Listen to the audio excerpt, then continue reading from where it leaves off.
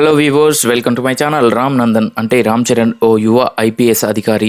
కాలేజీలో తను ప్రేమించిన దీపిక అంటే కియారా అద్వానీ కోసం వ్యక్తిత్వాన్ని మార్చుకుంటాడు. తనలో కోపాన్ని తగ్గించుకుంటాడు. ఆమె కోసమే ఐపీఎస్ నుంచి ఐఏఎస్ అవుతాడు. విశాఖ కలెక్టర్గా బాధ్యతలు తీసుకోగానే మినిస్టర్ బొబ్బిలి మోపిదేవి అంటే ఎస్జే సూర్య అతని గ్యాంగ్తో యుద్ధం మొదలవుతుంది. అభ్యుదయ పార్టీకి చెందిన మోపిదేవి తండ్రే ముఖ్యమంత్రి సత్యమూర్తి అంటే శ్రీకాంత్. పదవుల కోసం ఆరాటపడే మోపిదేవి ముఖ్యమంత్రి పదవి కోసం ఎలాంటి ఎత్తులు వేశాడు? అడ్డొచ్చిన ఐఏఎస్ అధికారి రామ్ నందన్ని అధికార బలంతో ఏం చేశాడు? సమర్థుడైన రామ్ నందన్ మోపిదేవికి ఎలాంటి బదులిచ్చాడు? అభ్యుదయ పార్టీ, అప్పన్న, పార్వతి అంటే రామ్ చరణ్, అంజలితో రామ్ నందన్కి ఉన్న సంబంధం ఏంటన్నది తెలియాలంటే సినిమా చూడాల్సిందే. శంకర్ గతంలో ఒకే ఒక్కడు, శివాజీ తదితర సినిమాల్లో స్పృశించినట్టుగానే వ్యవస్థ ప్రక్షాళన చుట్టూ సాగే కథ ఇది. ఓ యువ ఐఏఎస్ అధికారికి, రాజకీయ నాయకుడికి మధ్య సాగే ఓ యుద్ధం. అక్కడక్కడ Shankar mark visuals, Appanna episode కొన్ని మెరుపులు మినహా కథనం భావోద్వేగాల పరంగా పెద్దగా మనసుల్ని తాకలేదు.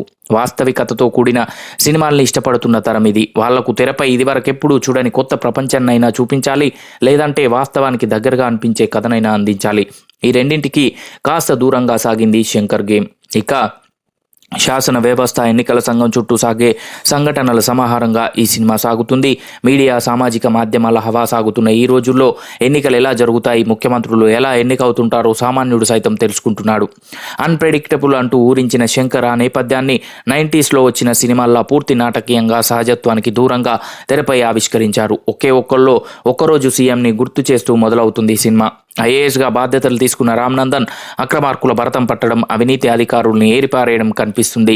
ఈ క్రమంలోనే మినిస్టర్ బొబ్బిలి మోపిదేవికి రామ్ నందన్కి మధ్య మొదలయ్యే యుద్ధం సినిమాని కాస్త ఆసక్తికరంగా మారుస్తుంది. అంతలోనే మొదలయ్యే రామ్ నందన్ ఫ్లాష్ బ్యాక్ కథని మరో దారి పట్టిస్తుంది. యాంగ్రీ యంగ్ మ్యాన్గా రామ్ చరణ్ కొత్త అవతారంలో కనిపించిన ఆ నేపథ్యంలో వచ్చే ప్రేమ కథ పెద్దగా మెప్పించదు. ఇక విరామ సన్నివేశాల్లో వచ్చే మలుపు మాత్రం ఆకట్టుకుంటుంది.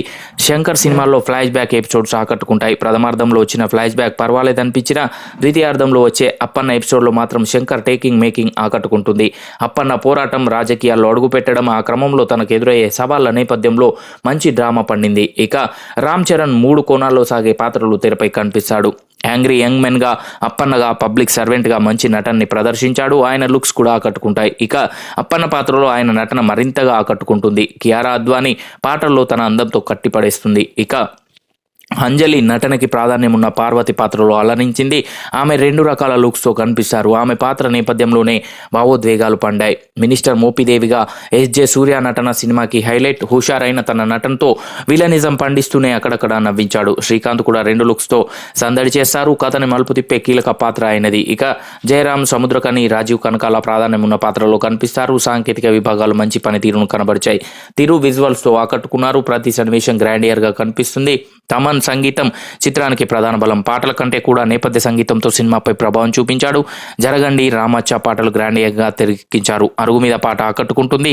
నాన్న హైరానాకి సినిమాలో చోటు దక్కలేదు. ఎడిటింగ్, కళా విభాగాలు మంచి పనితీరును కనబరిచాయి. ముఖ్యంగా రామకృష్ణ, మోనిక, అవినాష్ల కళా విభాగం శ్రమ ప్రతి సన్నివేశంలోనూ కనిపిస్తుంది. నిర్మాణ పరంగా దిల్ రాజు, శిరీష్ ఏ లోటు చేయలేదు. సో చూసారు కదా ఫ్రెండ్స్, ఈ వీడియో కనుక మీకు నచ్చినట్లయితే లైక్ చేయండి, షేర్ చేయండి. మరిన్ని ఇంట్రెస్టింగ్ అప్డేట్స్ కొరకు మా ఛానల్ని సబ్స్క్రైబ్ చేసుకోండి.